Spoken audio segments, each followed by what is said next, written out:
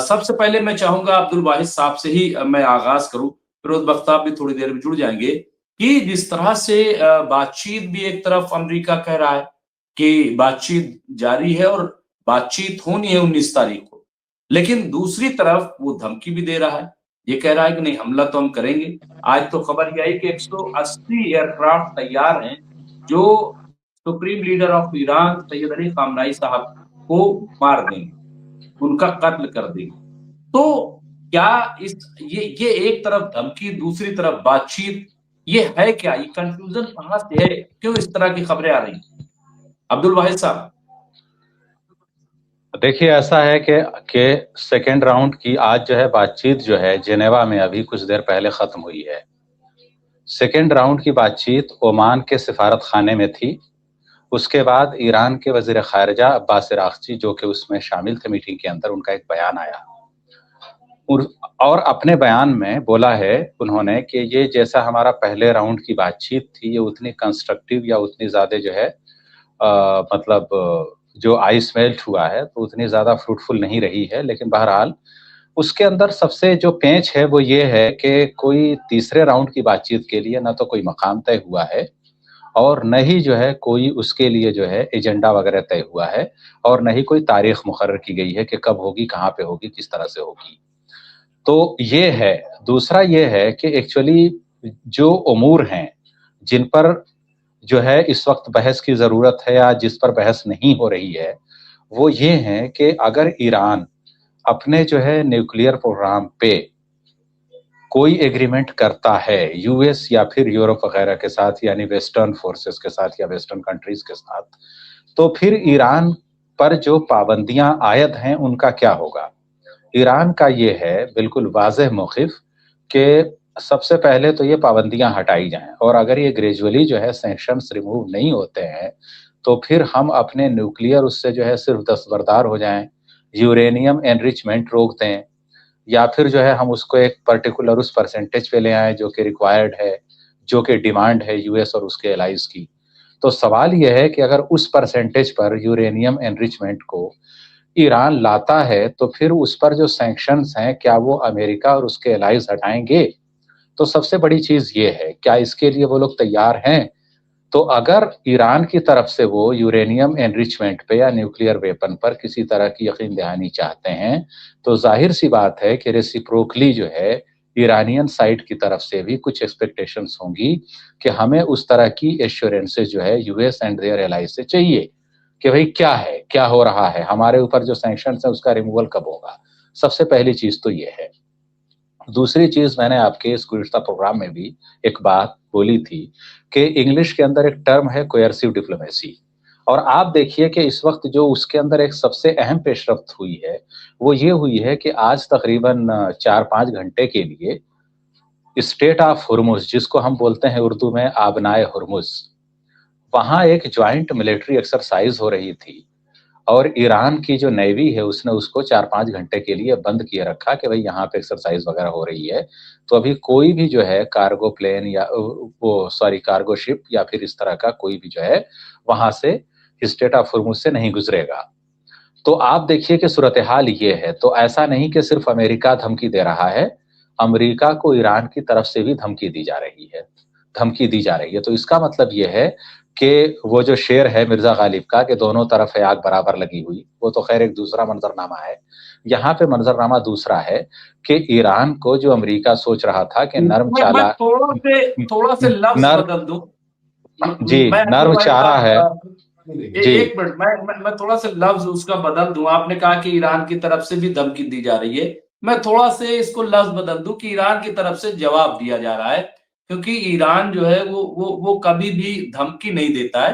क्योंकि वो धमकी दे रहे हैं तो ईरान जवाब दे रहा है कि फिर आप भी नहीं बचोगे। जी, मैं थोड़ा सा चाहता था कि एक वो बिल्कुल, जी। आपकी बात सही है, आपकी बात सही है। जी, जी, जी।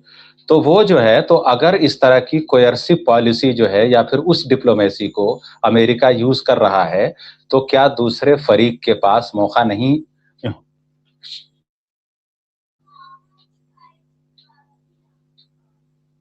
आ रही आवाज जी। जी, तो अगर जो है क्या जो है अमेरिका के पास ही सारे राइट्स हैं, दूसरे कंट्रीज के पास दुनिया में राइट्स नहीं हैं। सवाल यह है कि ईरान ने उससे पहले भी बहुत सारे माहदे किए, प्रेसिडेंट ओबामा के दौर में भी मुआहदा हुआ। उसके बाद अमेरिका ने क्या किया, अपनी तरफ से मुआहदे को मनसूख कर दिया।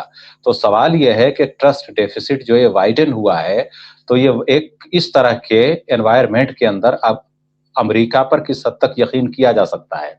तो इस वक्त सूरत हाल ये है कि अगर अमेरिका कुछ दिखाता है तो ठीक है, ईरान भी जवाबी कार्रवाई के लिए तैयार है, ईरान की तरफ से भी इसका मुजाहरा किया जा रहा है और बहुत मजबूती के साथ किया जा रहा है। तो मेरा ये है, लगता ऐसा है कि उस पूरे रीजन के अंदर जो ये समझ रहे थे कि ईरान नर्म चारा है, ईरान उस तरह का वेनेजुएला टाइप का नर्म चारा नहीं है। वेनेजुएला एक बैकयार्ड में था यूएस के, वहां किसी को एक्सेस नहीं था।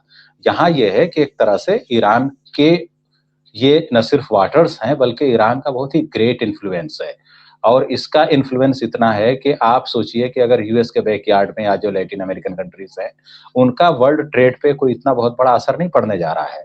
लेकिन अगर स्ट्रेट ऑफ हुर्मुज पे, ईरान वगैरह पे या फिर यहाँ अगर कुछ होता है, तो इसके इम्प्लीकेशंस जो है बहुत ही रैम्पेंट होंगे और बहुत ही एक तरह से यूनिवर्सल होंगे, क्योंकि यहाँ का अराउंड 20% ट्रेड रूट जो है ऑयल एनर्जी का, ये सारे का सारा इसी रास्ते से गुजरता है।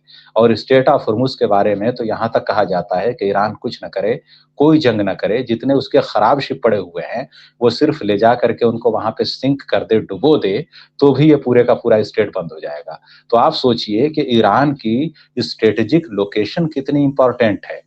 तो ये जो है अमेरिका को भी पता है, इसीलिए वो जो है कोई इस तरह की जो है गलत हरकत नहीं करेगा।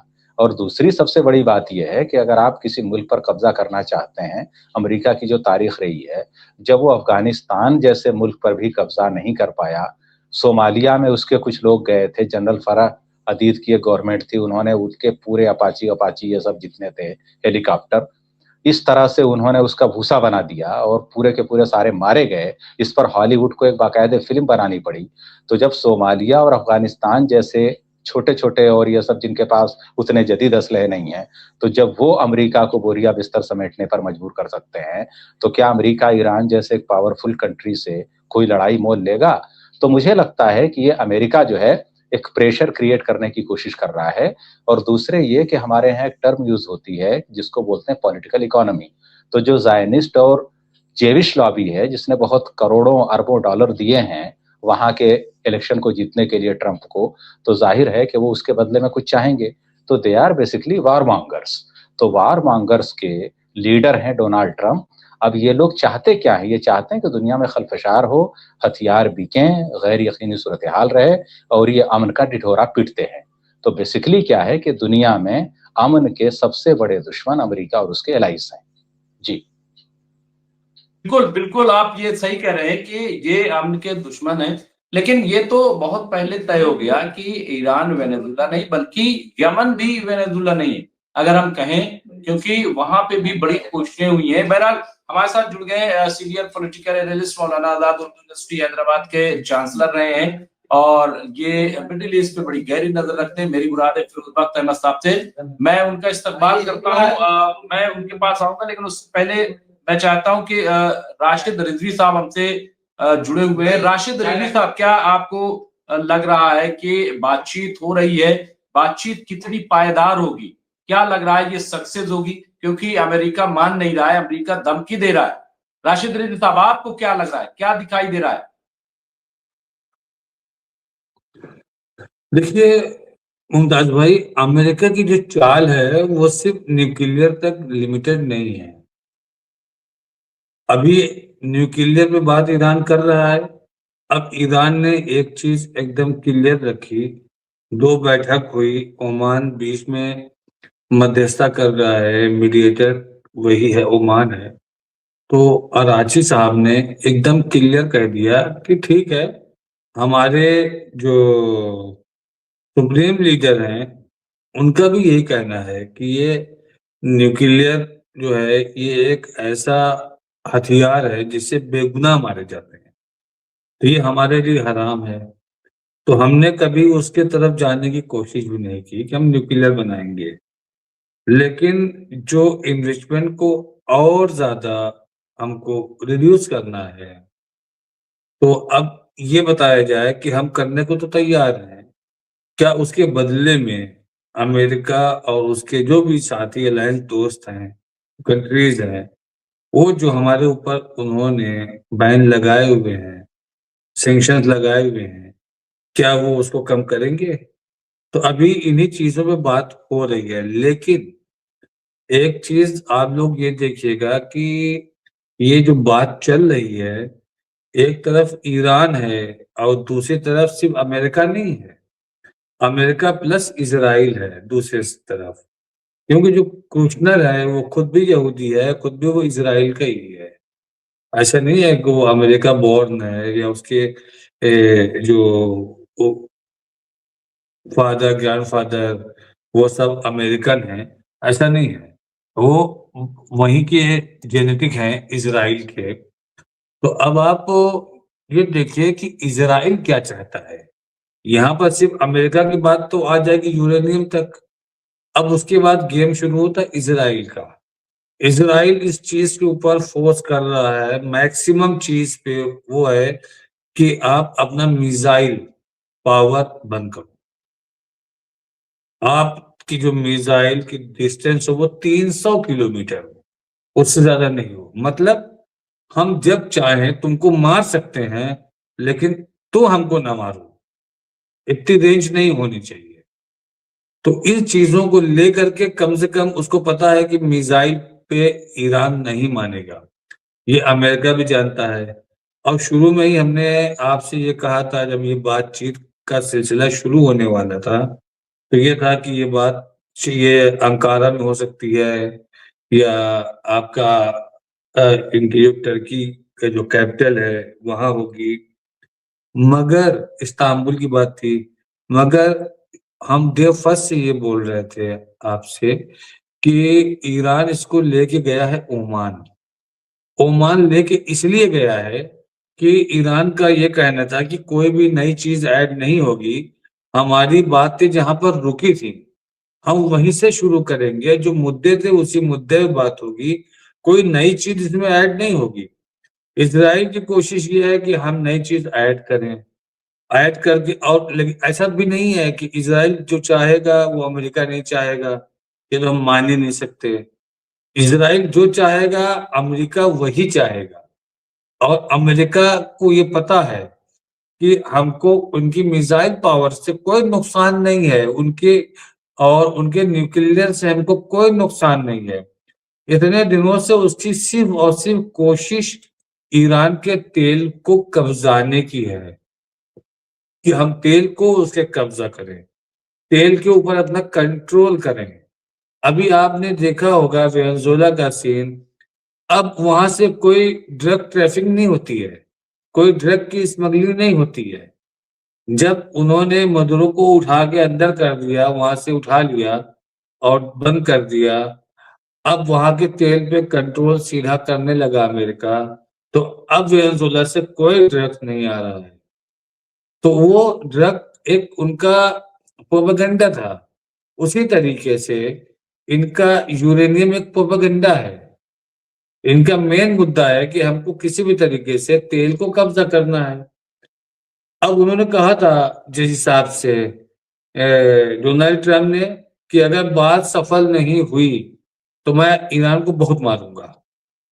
मतलब इस तरह की वर्डिंग यूज करना एक बड़ी कंट्री, एक डेवलप कंट्री के प्रेसिडेंट की, जो दुनिया के हर प्रेसिडेंट में नंबर 1 पे माना जाता है, वो कहता है कि अगर हमारी लोगों की बातचीत मुकम्मल नहीं हो पाएगी तो मैं ईरान को बहुत बुरी मान मारूंगा।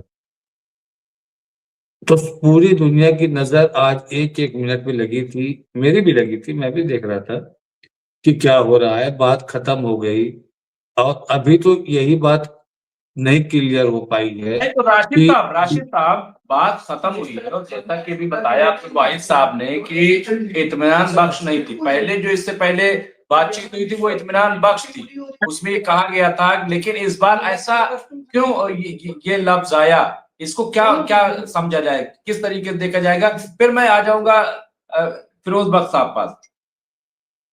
देखिए, उनका कहना यही है ना कि इत्मीनान बख्श इसलिए नहीं हुई है कि उनका पूरा जोर मिसाइल पे है और ईरान मिसाइल को मानेगा नहीं। और अभी तो फेस टू फेस बात नहीं हुई है ना, अभी तो मीडिएटर के थ्रू बात हो रही है और फिर उसके बाद ये बात फेस टू फेस होगी। अब जैसे ईरान ने अलाउ किया कि AIA के इंस्पेक्टर को हम अंदर एंट्री दे सकते हैं, वो आके इंस्पेक्शन कर सकता है, तो आपकी हर बात तो ईरान मान रहा है, जिससे आपको खतरा है, जिसको आप कहते हो कि आपके पूरे रीजन को उधर खतरा है ईरान से अगर उसने न्यूक्लियर बना लिया। तो ईरान तो हर बात मान रहा है, वो कह भी रहा है कि मैं न्यूक्लियर नहीं बनाऊंगा और वो सबूत भी दे रहा है कि मैंने न्यूक्लियर नहीं बनाया और वो इस चीज को कंफर्म भी कर रहा है कि AIA के इंस्पेक्टर आ करके इंस्पेक्शन कर सकते हैं। मेरा यूरेनियम संवर्धन उस लेवल तक गया ही नहीं है और न मैं वहां तक उसको ले जाना चाहता हूं। तो ईरान ने पूरी ट्रांसपेरेंसी सामने रख दी है। अमेरिका के पास कोई रास्ता नहीं है, लेकिन उसको कहीं ना कहीं से अब कभी घुमा के रिजीव भी आ जाता है, कभी घुमा के खामनाई भी आ जाता है। टोटली अभी वो तेल के बारे में खुल के नहीं बोल रहा है, जबकि उसका मकसद सिर्फ और सिर्फ तेल कब्जा करना है। अभी आपकी उनकी भी एयरक्राफ्ट कैरियर आ रहे हैं, रशिया के भी आ रहे हैं, चाइना के भी आ रहे हैं। ईरान ने आज ड्रिल भी किया और जोरदार ड्रिल किया, काफी देर के लिए उन्होंने स्टेट ऑफ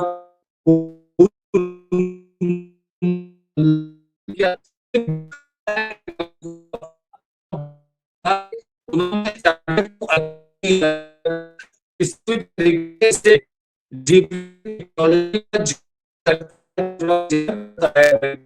उसके बाद और आज उसने जो पावर दिखाया है होर्मुज पर, ये खाली ये मत देखिए कि उसने अमेरिका को सिग्नल दिया है, उसने दुनिया को ये सिग्नल दिया है कि हम जब चाहें तब होर्मुज को बंद कर सकते हैं। जी मुमताज भाई।